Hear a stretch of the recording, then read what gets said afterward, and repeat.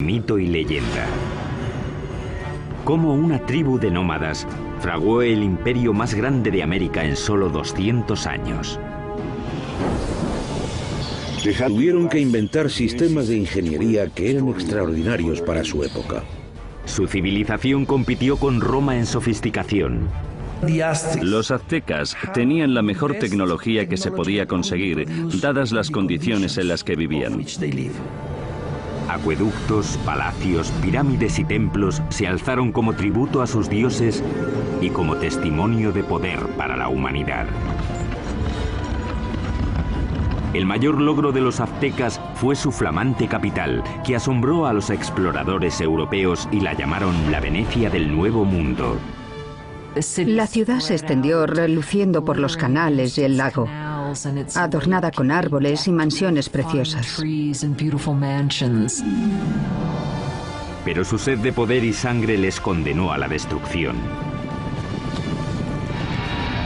Cuando por fin llegó, la aniquilación sería más rápida y completa de lo que el mundo hubiera imaginado.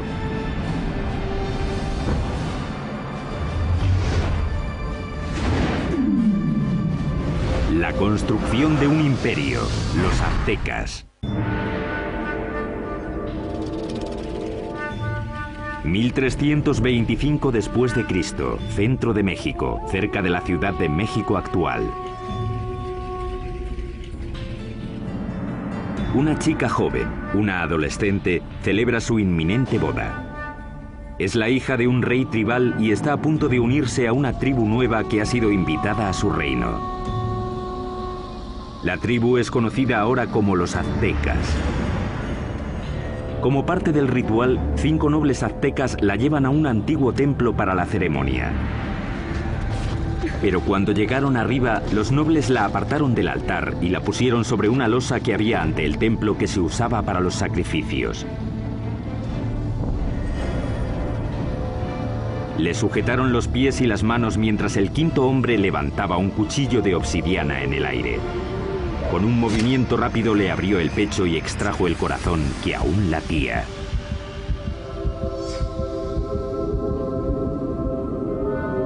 Esa tarde invitaron al rey a una ceremonia para celebrar el matrimonio. Sin embargo, encontró a un sacerdote danzando, vestido con la piel aún brillante de su hija. Como parte del ritual, los aztecas la habían desollado en honor al dios de la fertilidad. Vio aquello y se quedó totalmente horrorizado, porque era su hija. Sus guardias y él persiguieron enseguida a los aztecas hasta el lago y luego hasta la isla donde se habían refugiado. La isla pantanosa no era un lugar acogedor. Y aún así, desde allí los aztecas superarían todas sus expectativas y forjarían el imperio más poderoso de las Américas.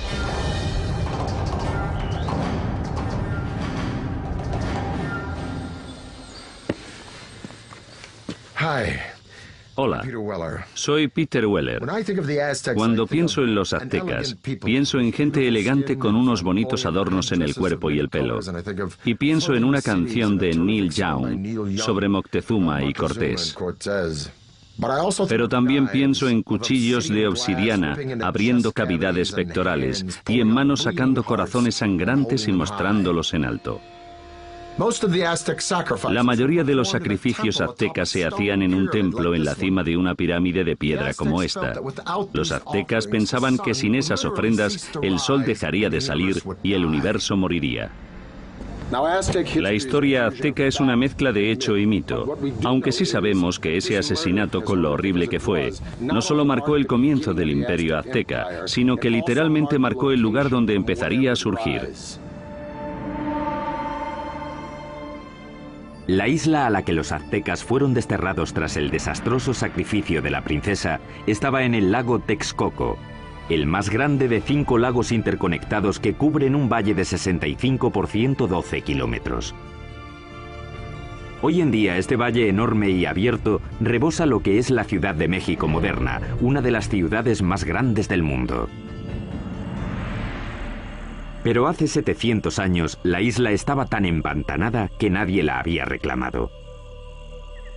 Pero mientras miraban el lago, el líder azteca Tenoch anunció a sus seguidores que había visto un águila posada en un cactus en mitad del lago, una señal de los dioses de que habían encontrado su hogar. Llamarían a su ciudad Tenochtitlán.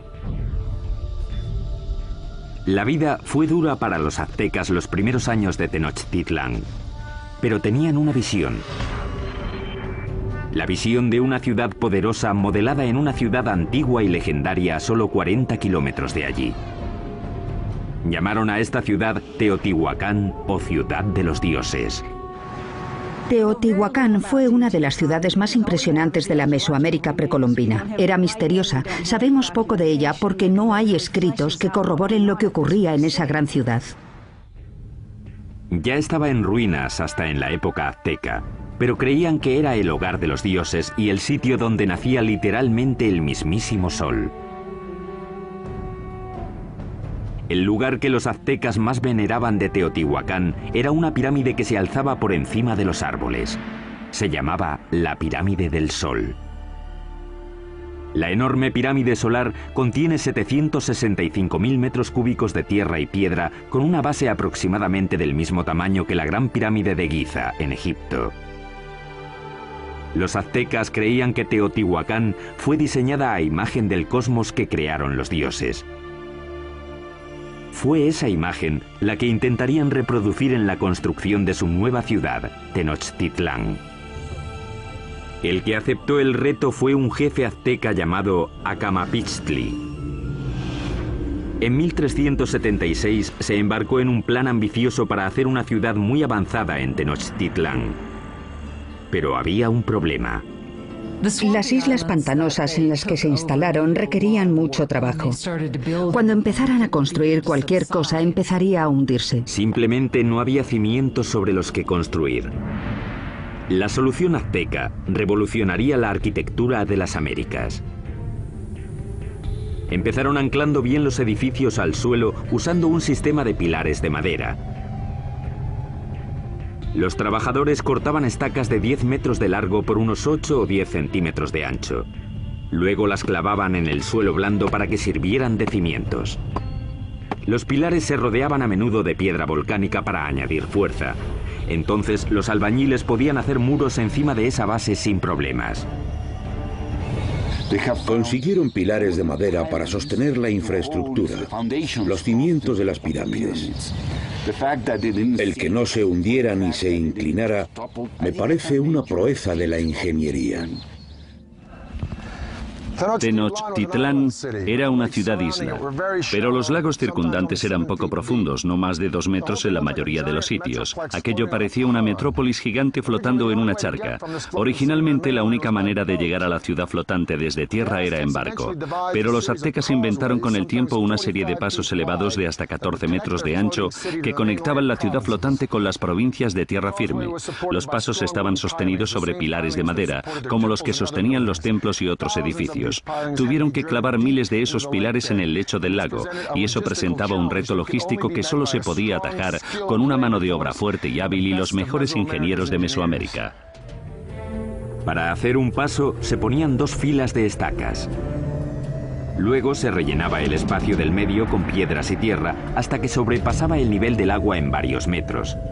Eso permitía a la carretera soportar muchísimo peso. Estos pasos se construyeron muy rectos. Eran muy anchos, con puentes que se abrían y conectaban la ciudad por el norte, el oeste y el sur.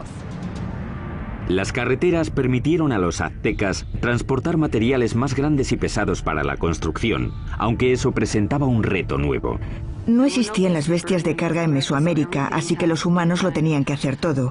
No existían las carretas ni la rueda. Las cargas pequeñas se llevaban a la espalda, sujetas con una cuerda que se ajustaba a la frente. Los objetos grandes, como los bloques de piedra o las esculturas de los templos, los arrastraban con cuerdas una gran cantidad de hombres, posiblemente usando troncos como rodamientos. Cuenta la leyenda que un bloque de piedra para un templo requería la fuerza de 1000 hombres para arrastrarlo desde las montañas de tierra firme por el paso y hasta la ciudad. Los pasos también ofrecieron a los aztecas una nueva forma de introducir agua potable en Tenochtitlán. Anteriormente, los aztecas transportaban el agua en canoas desde la orilla. Pero el gran crecimiento de la población les obligó a obtener una solución más avanzada para cubrir la demanda. Querían usar el agua de los manantiales de tierra, así que querían construir un acueducto. Pero los manantiales estaban bajo control de la tribu que dominaba la región, los despiadados tepanecas. Los tepanecas controlaban o dominaban todo el valle.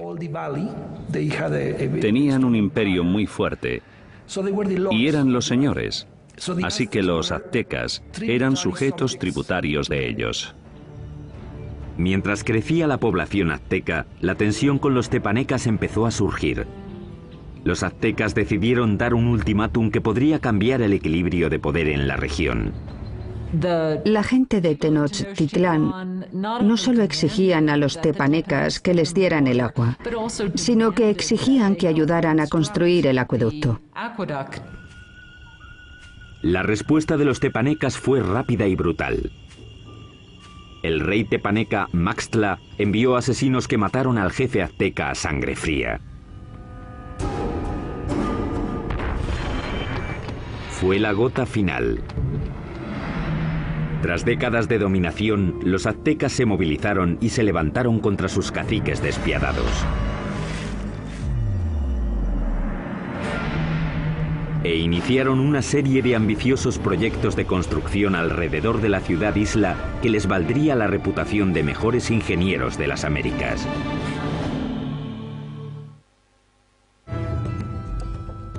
Corría el 1428 y los aztecas habían declarado la guerra a sus caciques, una tribu llamada tepanecas. Pero para ganar a los tepanecas necesitarían una ayudita de sus vecinos. Los aztecas acudieron a la cercana ciudad-estado de Texcoco. Allí un jefe decisivo estaba ascendiendo. Se llamaba Nezahualcóyotl, y su liderazgo dominante sería crucial en la creación del imperio azteca. Con Nezahualcóyotl de su parte, los dominados aztecas se lanzaron a la yugular. Lanzaron un ataque total contra la capital tepaneca. Tras un sitio de más de 100 días, rompieron las defensas tepanecas y masacraron a sus opresores. Después de capturar al rey tepaneca Maxtla, el propio rey Nezahualcóyotl le arrancó el corazón y echó su sangre a las aguas del lago Texcoco. De repente las tornas habían cambiado. Ese es el preciso momento del comienzo del imperio y los aztecas se convirtieron en líderes del Valle de México. Tras conquistar el Valle de México, los aztecas pudieron centrar su atención en llevar agua potable a su ciudad creciente. Notablemente, los aztecas diseñaron y construyeron por su parte algo que solo unos pocos imperios dominarían: el acueducto. El acueducto tenía 2 canales, cada uno de 1,20 m de alto por 1 de ancho. Uno se mantenía limpio mientras el otro servía para que no se interrumpiera nunca el flujo de agua.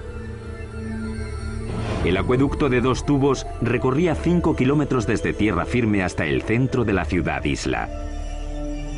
En la ciudad, el agua llegaba hasta fuentes públicas y embalses y se distribuía al público en grandes jarras de barro o mediante canoas. En comparación con los europeos, los aztecas eran muy limpios. Sabemos que el emperador azteca se bañaba 2 veces al día. Así que en términos de higiene los aztecas estaban mucho más avanzados que los europeos. Mientras los nobles aztecas se bañaban en lujo, en esa época en Europa la peste, provocada por las condiciones insalubres, mataba a millones. El baño del rey Nezahualcóyotl era uno de los más especiales de las Américas. Lo alimentaba un sofisticado acueducto que también llevaba agua corriente a los terrenos de su palacio. Detrás de mí está la colina de Tezcocinco, y en ella, Nezahualcóyotl construyó un fantástico palacio de recreo. Alrededor del palacio había un jardín botánico con todas las flores exóticas de Mesoamérica. Nezahualcóyotl trajo el agua desde las montañas de Sierra Nevada hasta aquí, pasando por las colinas y su palacio, solo para regar las plantas.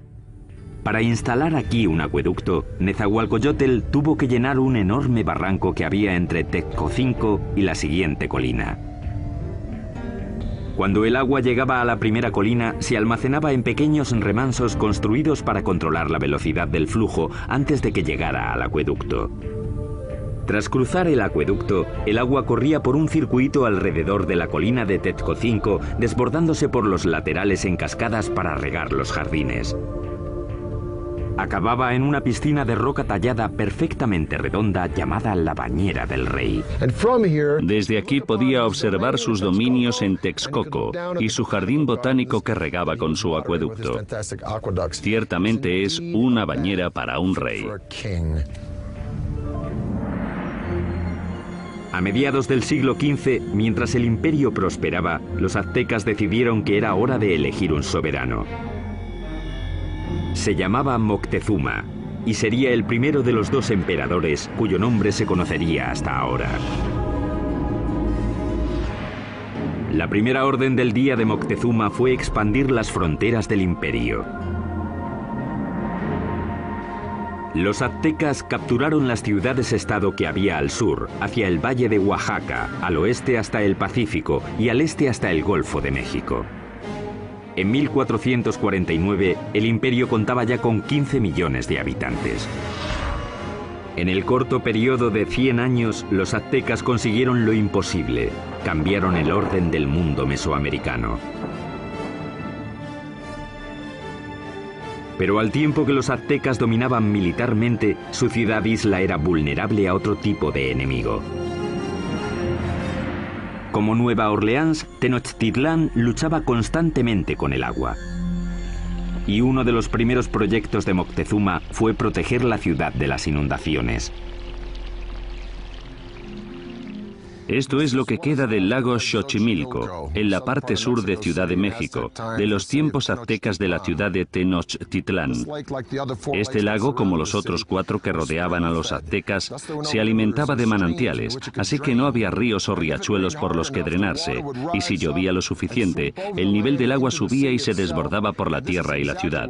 Eso fue exactamente lo que pasó a mediados del siglo XV, cuando una inundación de proporciones catastróficas barrió Tenochtitlán. La ciudad que comandaba el imperio quedó casi destruida, y la civilización azteca tuvo que depender una vez más de la genialidad de sus ingenieros y de uno en particular. Moctezuma apeló a la ayuda de su antiguo aliado Nezahualcóyotl para proteger la ciudad que estaba reconstruyendo en el lago. Nezahualcóyotl diseñó algo que le convertiría en el mejor ingeniero del continente. Su plan era crear una zona de seguridad alrededor de la ciudad con un enorme dique que protegería Tenochtitlán y a sus habitantes.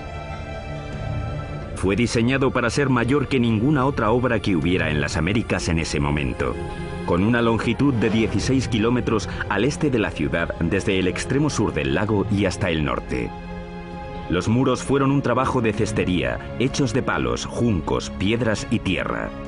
Como el lago era poco profundo, el dique solo tenía 3,70 metros de alto, aunque el ancho era de 8 metros. Nezahualcóyotl remató el dique con compuertas, seguramente puertas de madera, que se podían subir o bajar para controlar el nivel del agua. El dique también sirvió para otro propósito, proteger el suministro de agua.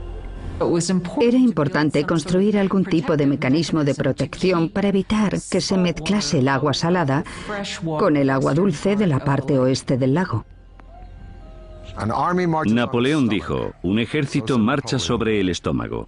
Es fácil suministrar comida de sobra para los civiles durante el desarrollo crítico de cualquier civilización, pero los aztecas perfeccionaron un método único no solo para proporcionar mucha comida al pueblo civil, sino para impulsar la expansión militar del imperio. Esta solución revolucionaria se llamó chinampas, un sistema que les permitió crear literalmente tierra nueva para cultivar y para vivir. Si vas a hacer una ciudad de cualquier tamaño, tienes que proporcionar espacio, así que lo que ellos hicieron fue construir esas chinampas en el lecho del lago. Básicamente una chinampa es una isla artificial construida en el lago. Parecían campos de fútbol estrechos, de unos 90 metros de largo por unos 10 metros de ancho. Una chinampa se hacía tejiendo una red de palos que flotaba en el agua y apilando juncos y hierbas encima. Después se sacaba fango del lecho y se ponía encima de los juncos para formar la chinampa. Entre 4 y 6 hombres tardaban 8 días en construir una chinampa media. Estaban conectadas a la ciudad por canales navegables gigantescos que miles de hombres tardaban meses en hacer. Una chinampa como esta podía producir hasta 7 cosechas al año, mientras que un agricultor en tierra firme podía cosechar 1, 2 o quizá 3 veces como mucho. Cuando una cosecha estaba lista para que la recogieran en una chinampa, los brotes de la siguiente ya estaban saliendo del fango que estaba extendido en un barco adyacente a la chinampa. Entonces, cuando los brotes estaban listos, se llevaban a la chinampa y el ciclo se repetía una y otra vez en cientos de chinampas. Fue esta tecnología lo que hizo que Tenochtitlán pasara de ser una ciudad tribal más en el siglo XIV a una ciudad-estado dominante y próspera. Con la infraestructura de la ciudad lista y enormes tierras bajo su control, los aztecas extendieron las fronteras de su imperio más que nunca. Crearon una red de carreteras muy extensa, superautopistas aztecas. Pero al tiempo que el imperio crecía, también lo hizo la práctica de sacrificios humanos. Muy pronto ríos de sangre corrían por las calles de Tenochtitlán.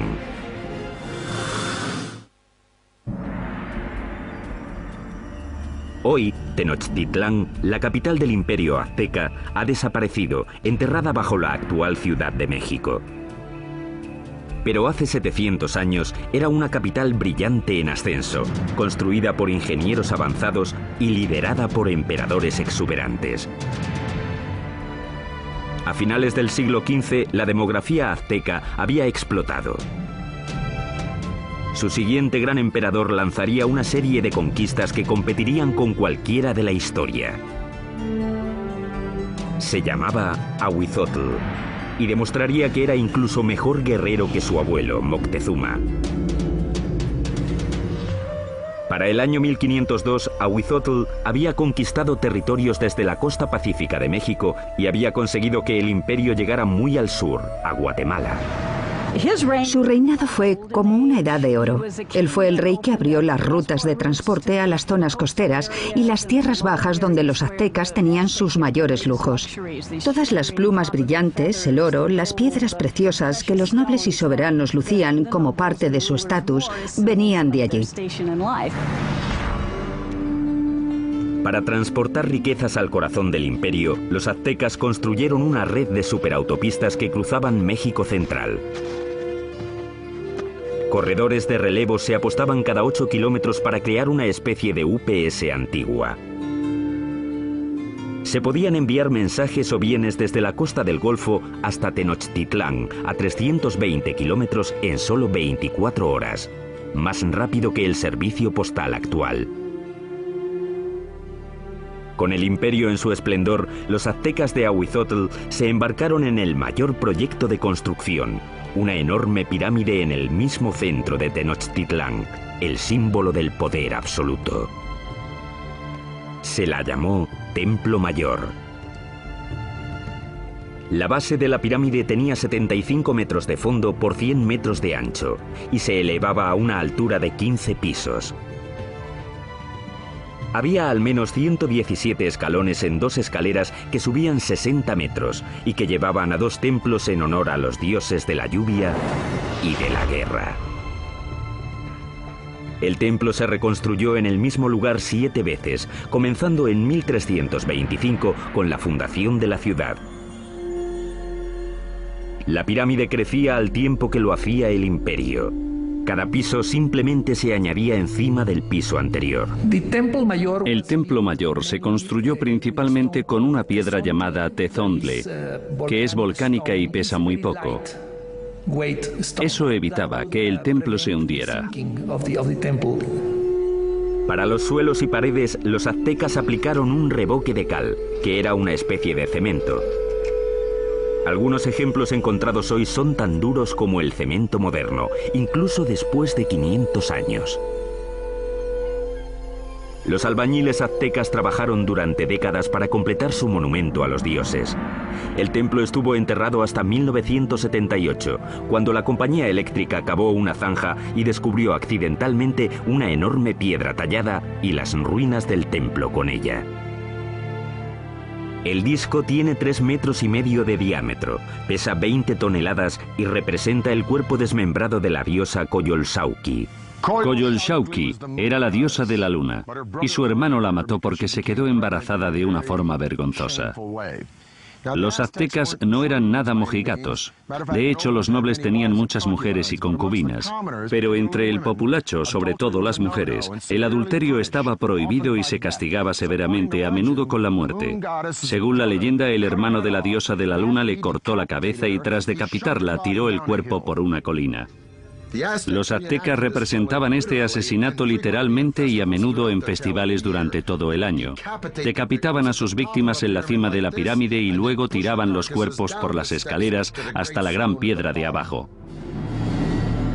Para los romanos, el tesoro más preciado era el oro. Para los egipcios era el más allá.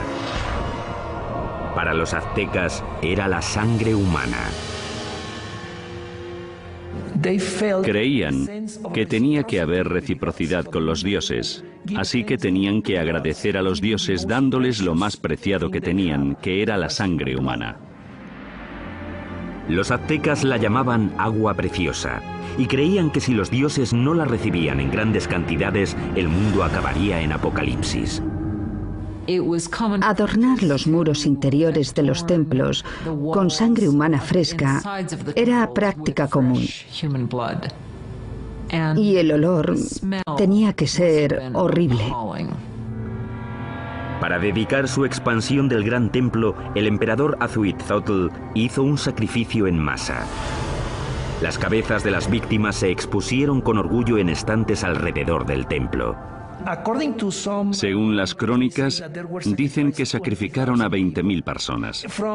Desde un punto de vista práctico y desde un punto de vista científico, parece imposible. Así que creo que la crónica, que la escribieron fuentes españolas, quería decir que a sus ojos había muchos. Durante el reinado de Azhuitzotl, las sangrías se dispararon. La vida en Tenochtitlán se convirtió en una orgía de muerte. Llevaban tanto a amigos como a enemigos para presenciar los sacrificios. Siempre eran sacrificios rituales, siempre son eventos, pero también eran declaraciones políticas, una forma de intimidación. En el momento de la muerte de Azhuitzotl, los aztecas habían institucionalizado los sacrificios y habían convertido los asesinatos en el campo de batalla en un arte. Eran los guerreros más feroces de América, una élite que tendría un espectacular templo dedicado. Pero ni siquiera ellos estaban preparados para la guerra de los mundos que les iba a caer encima.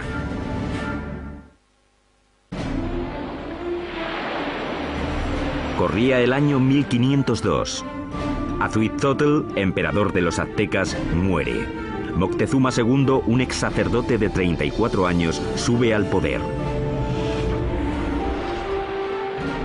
A un mundo de distancia, en España, un notario de 18 años llamado Hernán Cortés se prepara para cruzar el Atlántico para unirse a la conquista que su país está haciendo del Nuevo Mundo.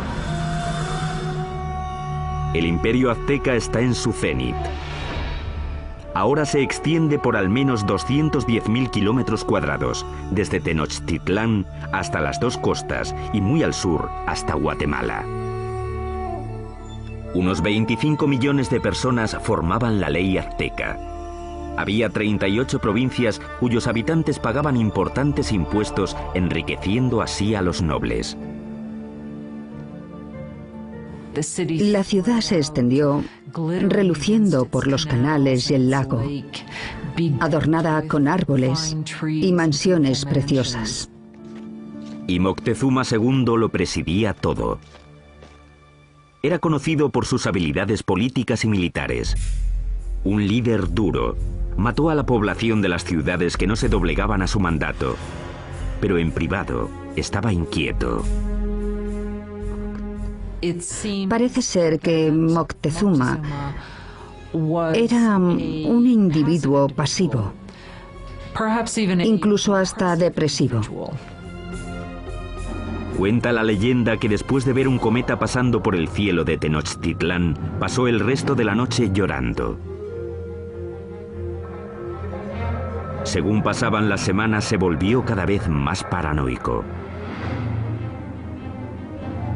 Pero en el culmen de su obsesión por lo sobrenatural, una amenaza muy real se aproximaba por mar. Los espías colocados a lo largo de la costa del Golfo informaron sobre algo muy extraño que no conseguían describir. No habían visto un barco en su vida, así que no tenían una palabra para describirlo. Por eso los indios se refirieron a los barcos como montañas que se mueven por el agua. En 1519, tras navegar desde Cuba, Cortés llegó con 11 de aquellas montañas flotantes y 500 hombres al Golfo de México, 320 kilómetros al sureste de Tenochtitlán. Las tribus quedaron atónitas ante aquellos hombres con armaduras de metal y animales que no conocían. Según avanzaron tierra adentro, masacraron brutalmente a las tribus que se resistieron, pero muchas otras se alegraron de poder proporcionarles comida y hombres. Una de las formas que uno de los jefes locales de la costa del Golfo utilizó para agradar a Cortés y su compañía fue con un grupo de mujeres que no solo estaban allí para las labores caseras, sino también, claramente, para hacer de cortesanas, para proporcionarles servicios sexuales. Pero entre las concubinas, una en particular llamó la atención de Cortés. Era la hija de un jefe que había sido vendida como esclava y se llamaba la Malinche. Desarrollaron una relación íntima y con el tiempo ella le dio un hijo. Ellos fueron las primeras personas de sangre mezclada del Nuevo Mundo. Pero era mucho más que una amante. Se convirtió en la intérprete de Cortés y su papel se amplió a consejera e intermediaria entre él y los aztecas. No solo era su traductora, también le contaba cosas que se estaban diciendo que se suponía que él no tenía que oír o entender. La red de corredores de relevos de Moctezuma le mantuvo informado de los movimientos de los españoles. Estaba claro que iban hacia la ciudad. Mientras avanzaba hacia Tenochtitlán en el verano de 1519, Cortés amasó un ejército de miles de hombres. El ejército de guerreros de Moctezuma contaba con cientos de miles. Iban vestidos de animales en el campo de batalla para intimidar a sus rivales. Parte de ello era espectáculo. Los guerreros llevaban distintos trajes increíbles. Los guerreros más importantes eran los caballeros, vestidos de jaguares y águilas. Los caballeros aztecas se iniciaban en sus órdenes con ceremonias sagradas en templos especiales como este.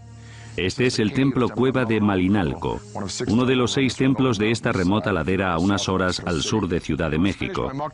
Moctezuma lo terminó en el año 1502, poco después de su coronación. En Europa, Miguel Ángel estaba esculpiendo el David de la República de Florencia. Pero mientras Miguel Ángel tallaba el David, los aztecas extraían este templo directamente de la ladera de la montaña. Y es el único templo en todo el hemisferio occidental construido de esta forma. Al final de las escaleras de Coalcali se encuentran las esculturas de dos jaguares. A los lados de las puertas yacen los restos de dos guerreros. La puerta representa la boca abierta de una serpiente gigante. Literalmente se puede ver la lengua saliendo del templo. Los aztecas creían que esta era la entrada al centro de la tierra. Los guerreros privilegiados venían aquí, entraban en la sala con esculturas de águilas, les perforaban la nariz y ofrecían sangre en sacrificio para Huitzilopochtli, el dios de la guerra. Pero esta no sería, ni mucho menos, la última vez que los guerreros aztecas vendrían a dar su sangre. El primer encuentro entre Cortés y Moctezuma sería pacífico. Pero el conquistador sabía que un choque enorme y sangriento entre el viejo mundo y el nuevo mundo tendría lugar pronto. Y la aniquilación que tuvo lugar sería uno de los acontecimientos más aterradores de la historia de las Américas.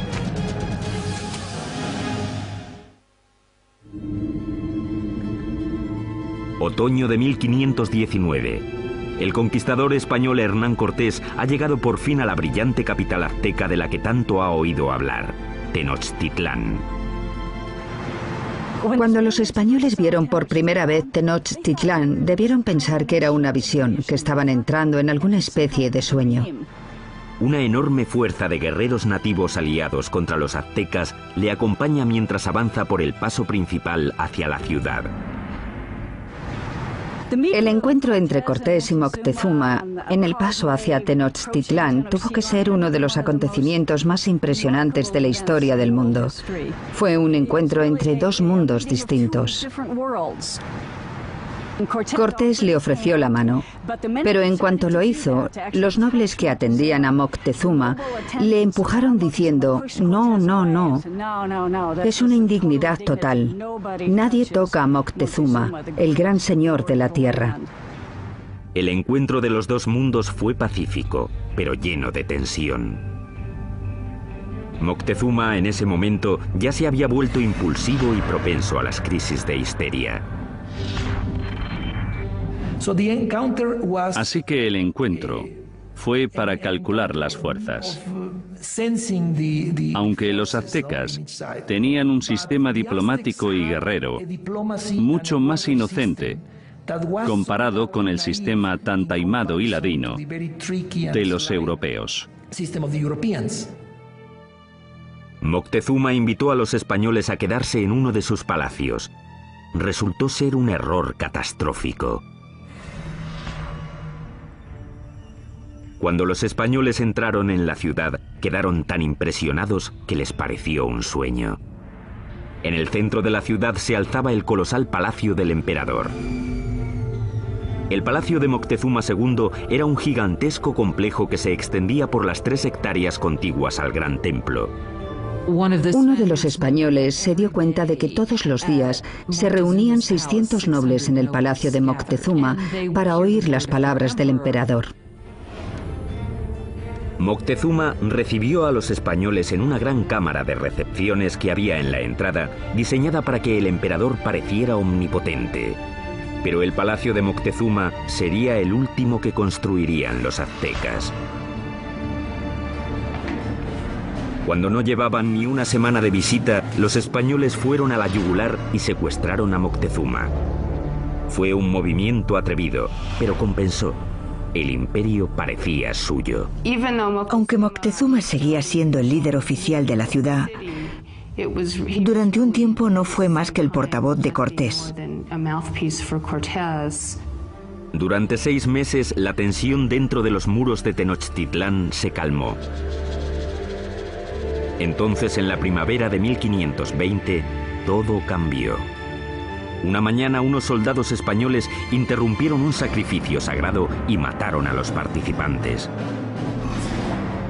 El acto desencadenó un alzamiento.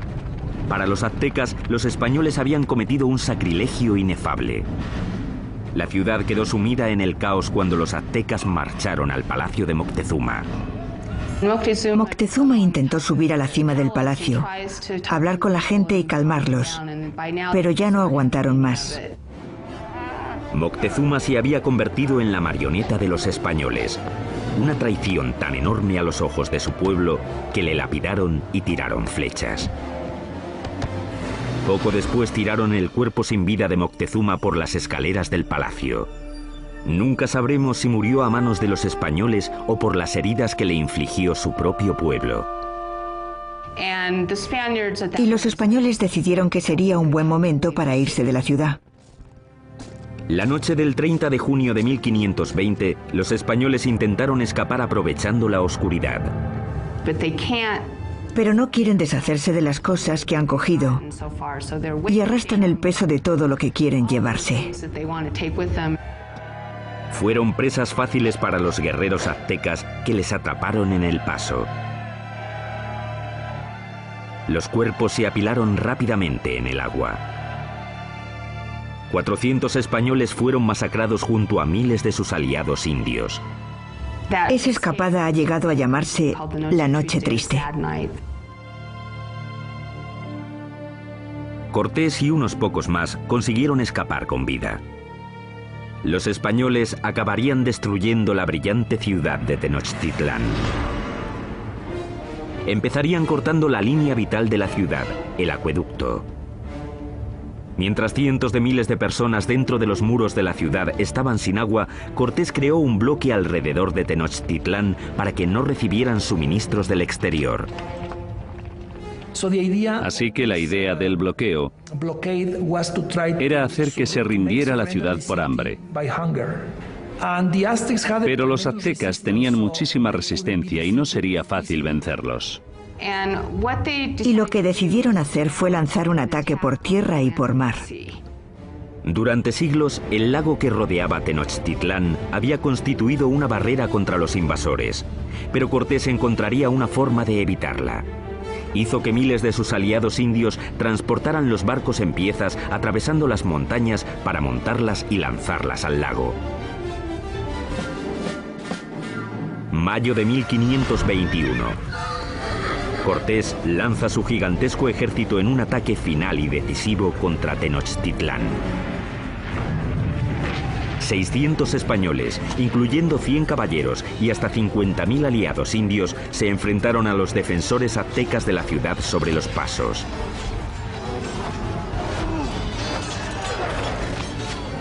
La lucha brutal siguió durante meses. Día a día, Cortés arrasó la ciudad piedra por piedra.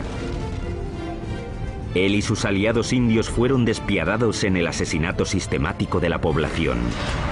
Fue una batalla muy dura, sobre todo en la ciudad. La última batalla de los aztecas fue en el gran templo de Tlatelolco. Los guerreros se alinearon en las empinadas escaleras y plataformas para tirar flechas y piedras a sus enemigos. Pero fue inútil. El 13 de agosto, el último líder azteca, Cuauhtémoc, fue capturado y se rindió ante Cortés. Y eso solo fue el principio.